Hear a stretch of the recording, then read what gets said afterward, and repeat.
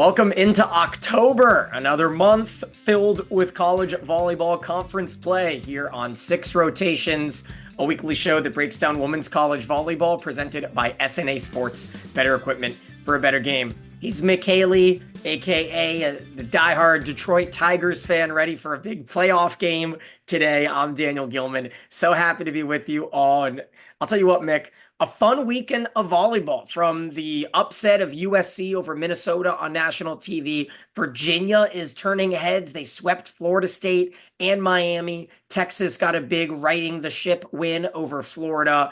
Meanwhile, the Southeast looking a little weaker right now with Georgia Tech, Florida, Miami, Florida State all having struggles here in the beginning of October. What was one storyline that kind of jumped out to you? Pittsburgh, they lost their first set of the season against Boston College. The Eagles came on and took the first set from Pitt all year. That was a big deal for Jason Kennedy's group. They paid for it though. The next two sets, 9 and 7. So, you don't want to poke the bear too much.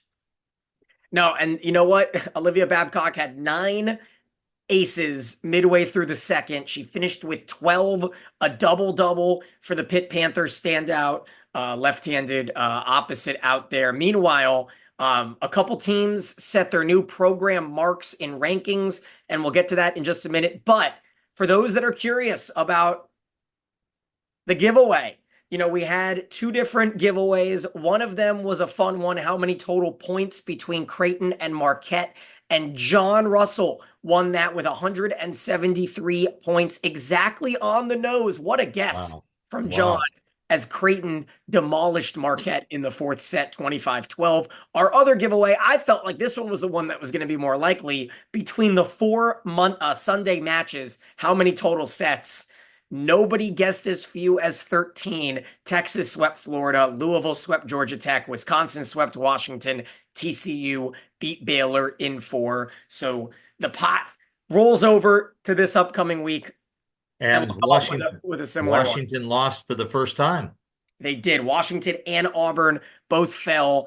Question is, do they cling on to the bottom of the rankings? We'll find out in just a second. We're going to do a very similar style for this upcoming one, but I really hope that you guys can produce a winning guess. And so what we're going to do is we're going to look at just the 2 matches on Saturday. It is SMU Pitt and TCU versus BYU. How many total sets will be played? Email us sixrotations@gmail.com. And no repeat winners. You can go ahead and send it in if you've won already, but make sure to let me know, because we don't want to send out any jackets or sweaters to people who have already won it. And go ahead and send us your guess. All right, Mick, let's jump into it. The top 10, as we look at it now, the top 5, actually the entire top 10 for the first time, maybe since we started doing the show, it does not budge. Pitt, Nebraska stay 1-2. Louisville, the sweep over Georgia Tech. Everybody's seeming to knock down Georgia Tech, but Louisville will have a good matchup against Florida State on Friday. And then Stanford. And what do you think about Creighton at 6 after the win to Marquette? I think maybe they deserve a little bit of a bump over Stanford, but that's just me. Yeah, I think the only thing that holds Creighton back is their conference schedule. But the downside of the ACC and the SEC and now the Big Ten are the last half of those 3 conferences. The competition is not real good either. So you can't really hold Creighton back. They played the schedule in the pre-conference. They've taken on Marquette, which is their #1 foe in their Big East Conference. So I think Creighton's probably 5. But the way I look at this, Daniel, it's still Pittsburgh and Nebraska. That's the top 2. Then I put Penn State, Louisville, Stanford, Creighton, and Texas in a group of 5 there. Maybe 5, and I think you can pull them out of a hat depending on how each one of them plays. And those 5 are playing for the other 2 spots in the Final Four, the way I see it. And then after that, I have the next 10 teams, and I could pull the next 10 teams out of a hat. The two Dallas teams making a move up, Dallas and Fort Worth, I should say. Got to give Fort Worth credit there, but boy, that northern part of Texas has just got a ton of good volleyball players, and now you're seeing the universities in those areas really starting to come up with SMU and TCU making their moves. Well, we'll talk about the 11 through 25 in just a moment. I think Penn State has a firm grip on a top four spot as we're sitting now. A sweep over Oregon, proving wrong yet again. The hosts of this show, once again, we doubt the Nittany Lions in the beginning of the year, and they are looking so powerful. Jess Merzick had 16 kills in the three-set win over Oregon. Penn State has a little bit of a breather this week. The top matches this upcoming week for our top 10: Pitt against SMU Wednesday and Saturday. Purdue against Nebraska on Friday. That's going to be really interesting to see how it kind of wrinkles out there. And Texas against Kentucky. We haven't gotten to Kentucky. They're just on the outside of the top 10 looking in. But, as we kind of work our way through, Purdue beat Michigan State late on Sunday. They're clinging on to the 10 spot, and Dave Shondell became the winningest coach in Boilermaker history. So a big congratulations to the big bald man in charge over in West Lafayette. Meanwhile, Kelly Sheffield won his 300th match against Rutgers on Wednesday. So another big bald man from Indiana that gets some honors there. And Mick, as we move on through the top 25, we look now at the rest of the rankings and the best rankings in program history for both SMU and TCU. I got to see TCU on Wednesday. It wasn't a pretty match. They almost got reverse swept by Houston, but Para and Gibson and Nicholson got to hold on. I love watching Lily Nicholson, one of the top setters I've seen. Her and Cameron Turner are going to go neck to neck for setter of the year in the Big 12 conference. They then bounced back and beat Baylor on Sunday, and TCU sitting in that 17 spot, their best in program history. USC sandwiched between them with a big win over Minnesota. Yeah, USC probably played their best match of the year against Minnesota. They found rhythm for the first time, and it was electric. They just got better and better during that match, and Minnesota couldn't stop them. Minnesota needs another left side to complement Hansen, and then they're going to be a little stronger. I don't know if they're going to get their other left side back or not, but right now they're having trouble scoring points, and when SC goes on a roll like that, they're hard to beat. So we'll see now following SC if they can duplicate this and keep the improvement going. Meanwhile, we talk about big matches coming up, and this is where the plethora of ranked versus ranked start stacking up. Baylor versus BYU, USC Oregon will be on Wednesday, Baylor BYU on Thursday, TCU BYU on Saturday. So BYU is a team that I don't even know if they necessarily are legit. We're still kind of learning a little bit more about them. They did fall against Arizona. It was Arizona's first Big 12 win, and then they got swept by Arizona State. So this feels like a put up or shut up kind of week for BYU. Meanwhile, Georgia Tech survived Notre Dame. They stay in the top 20, but I feel very similar about those two teams. Georgia Tech dealing with setter injuries and not quite looking like the Collier team we're used to seeing. Yeah, I had Daniel, I had done some ratings on the top 25 here, and I had people in the downswing, people that are struggling right now. I had Oregon, I had Minnesota, I had Baylor, Florida, Georgia Tech, Florida State, BYU, and even Auburn. And I had some teams on the upswing. I had USC on the upswing. I had Texas A&M on the upswing. Um, I had TCU on the upswing. I think those teams are starting to play better, at least in the last 2 weeks. So it's interesting to chart the graph. During a match, you can graph how a team's performing, whether they're moving forward during the match or moving back down. I'm doing the same thing with the standings right now. Those teams seem to be either going up or going down, and I agree with you on BYU. I think they've lost 5 matches so far, and they have 3 tough matches coming up this week. They do. The good part is they can kind of play their way back into respect Right. and consideration. Meanwhile, the teams just on the outside, Arkansas is quite a distance behind Auburn at the 26th spot, Utah, Texas A&M, and Marquette there. Meanwhile, Auburn fell to Texas A&M to end their fairy tale start to conference play. Washington got swept by Wisconsin, but Washington will have a chance. They play against Oregon. Yes, Oregon on Sunday, but Texas, Kentucky. Walk us through Texas. They moved to the 6-2 fully. They struggle against South Carolina, a tight sweep against a not very good Gamecock team. What are you seeing from your Longhorns? Well, I think they're getting more comfortable in the 6-2. What they did this weekend is they got several rotations where they struggle in, and Jenna Winnis is really the key to those rotations. She's been kind of the consistent player for them, playing all six rotations, but hasn't really produced in the front row on a regular basis. So right now they're still struggling for points, but they're much better organized. They seem more comfortable. They're doing pretty well. On the other hand, Kentucky has lost six matches this year, and while they continue to look good to the voters, they can't afford to lose seven or eight now in conference, and this is a conference match for them. So we'll see. They have to play their best against Texas here.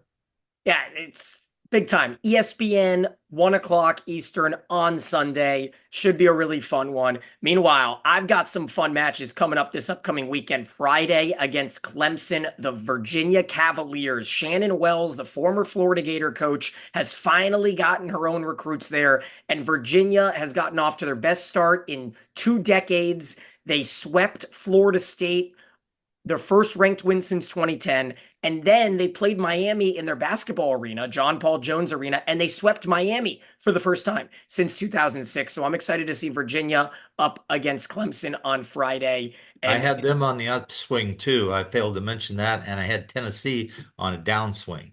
okay, Tennessee moving down. Yeah. Virginia on their way up. Another team that I think is right on that brink of getting that big win is UCLA. And UCLA will play against Washington on Wednesday and play against USC on Sunday. They did take Minnesota to 5 sets earlier in the week, and I feel like that could be a team. We're in a weird world now, Mick.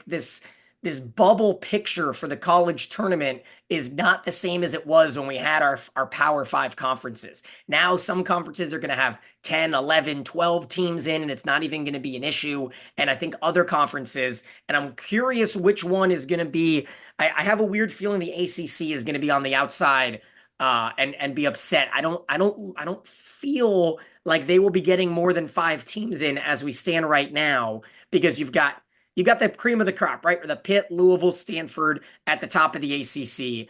But then you start, and then SMU, of course. But then you really start stretching. Is Georgia Tech a tournament team? Is Miami a tournament team? Florida State is, probably a tournament team. I But think all of those are going to be tournament teams, honestly, just because they have some quality wins early, and no matter what they're going to do in the conference, they're going to win half of their games or more in the conference. I think those seven teams are in for the ACC. but is that a little amount? Are they expecting 10? Virginia and Miami, are they going to start knocking on the door? How I about the think Big Miami's 12? in also. Yeah, Miami's in, and Virginia got a couple of good wins right now. If they finish like they're going, they're also going to be in. I think 10 is not out of the realm for ACC. And then we know the Big Ten is expected, 10, 11, 12 teams. I imagine that, the Big 12 is going to be somewhere in the 5 to 6 range as we stand right now with Kansas and Arizona State and TCU and Baylor and BYU. And is there another team that maybe, that can start wrangling some feathers in the Big 12? Maybe Utah or Houston could shake up, but they're going to need some big wins Yeah, to kind of get in the that's picture. that's a good guess. Utah or Houston would be two of the people, but no one else. Kansas State has fallen off the map, and we thought they were going to be good this year, and so we don't quite know why that's the case with Kansas State. But I don't know. I think you're going to have trouble getting more than six, maybe. I agree. And then, we can kind of go through the Big Ten conference, but there's so much season left to play. And I'm not quite sure the kind of respect that the bottom teams are getting, the Illinois, the Indianas. Those were the teams that I was hearing from coaches. They were optimistic that they could get on that bubble because of the increase. But I'm not sure anymore. Now you've got Washington, USC. I think UCLA is probably right on that bubble, but we Well, can count it out, right? Because Nebraska, Penn State, Wisconsin, Purdue, Oregon, Minnesota, USC. and you've got Michigan pushing SC and UCLA to 5 games each last weekend. Yep, yep. So is Michigan a team on the way up? And is I thought Indiana might do something.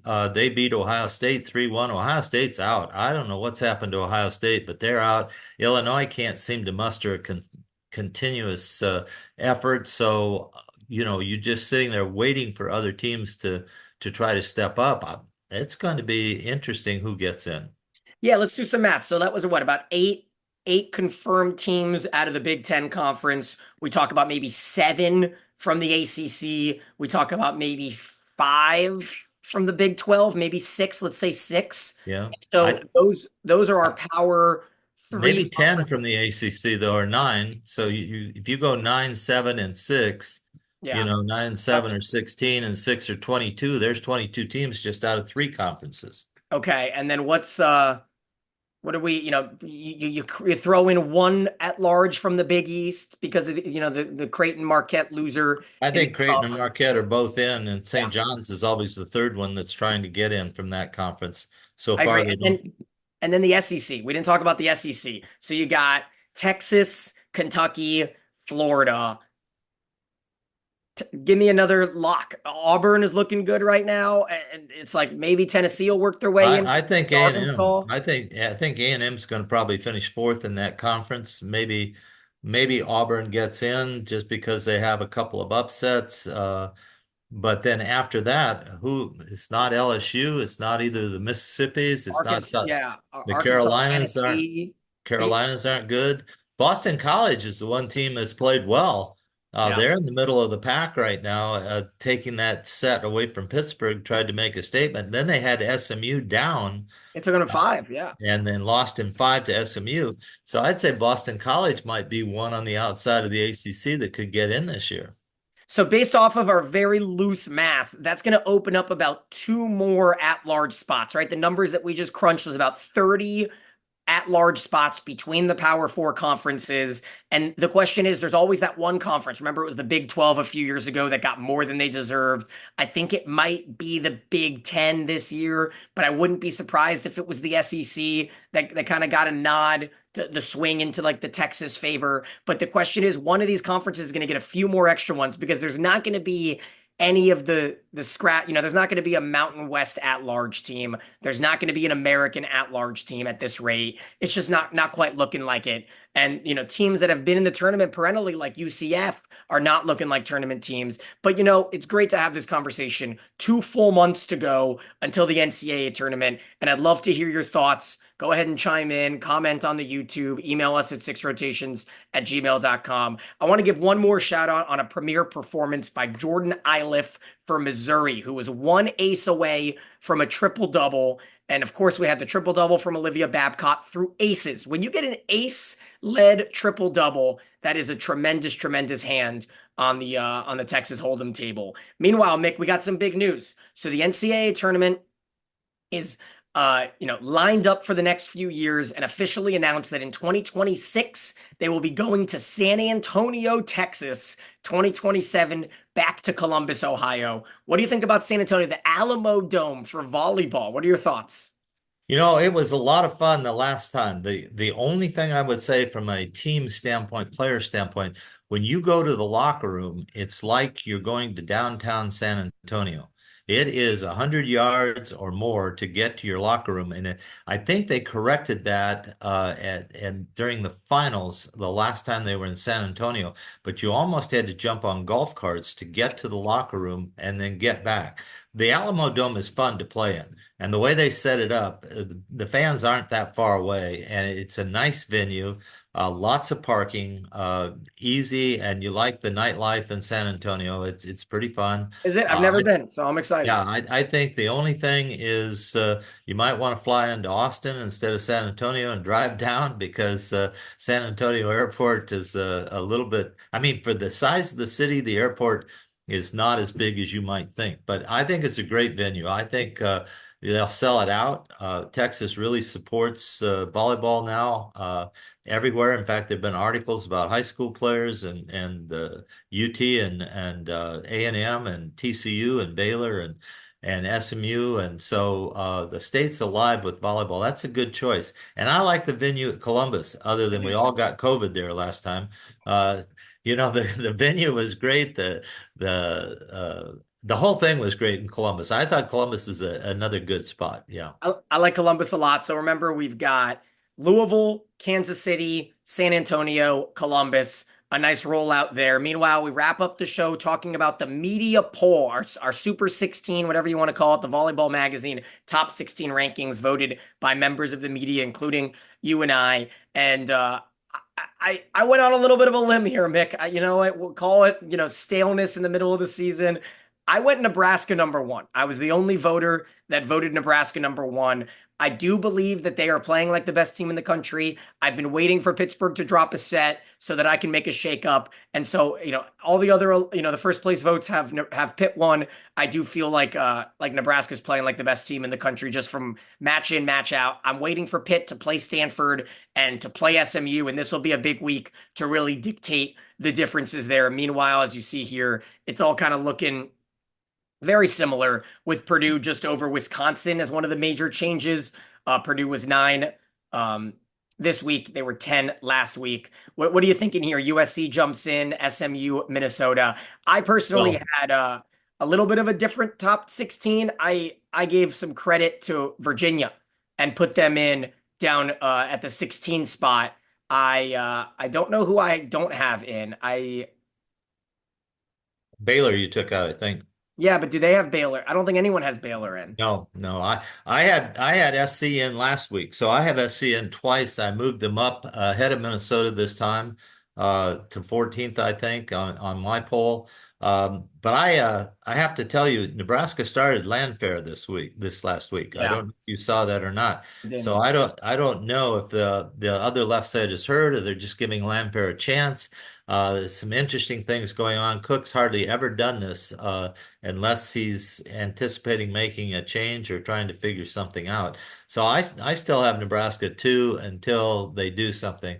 They let down once at SMU. That's the only time they've let down this season. So I think they stay at number 2 until they do something to earn that number 1 spot or until Pitt gets tired and lets somebody get after them. Hopefully, we can see some top level volleyball coming up this upcoming week, Mick. We've got TCU, BYU, and SMU Pitt. How many sets will happen between those? I guarantee we're going to get some winners, and we need to start giving away some of these jackets. Meanwhile, I think Purdue, Nebraska is going to be the best game of the weekend.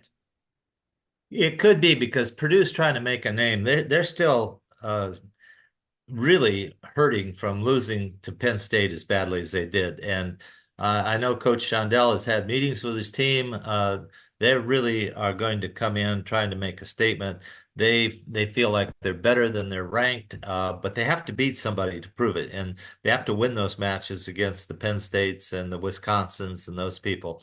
So the only team that is ranked low that you really worry about all the time is Wisconsin because they have the talent. They just aren't playing well as a group right yet. And so that's on your watch list just to watch Wisconsin to see if they're going to get it straightened out or if it's going to be one of these seasons that'll be constantly changing and trying to find a group that can get it going together. Well, the same thing that we see in all these sports, right? The teams seem to work each other out, and we always seem to see Texas and Wisconsin and Nebraska and Pitt and Louisville in the Elite Eight. And the question is, will this be another year like that, or will there be a Kansas, or will there be, a shakeup somewhere that has Oregon finally cracking through, or can it be a Florida State or a TCU or an SMU? And I cannot wait to find it all out with you. We'll tune in again next week to find out how these teams fared and whether you won our giveaway. As always, he's Mick, I'm Daniel, and this is Six Rotations.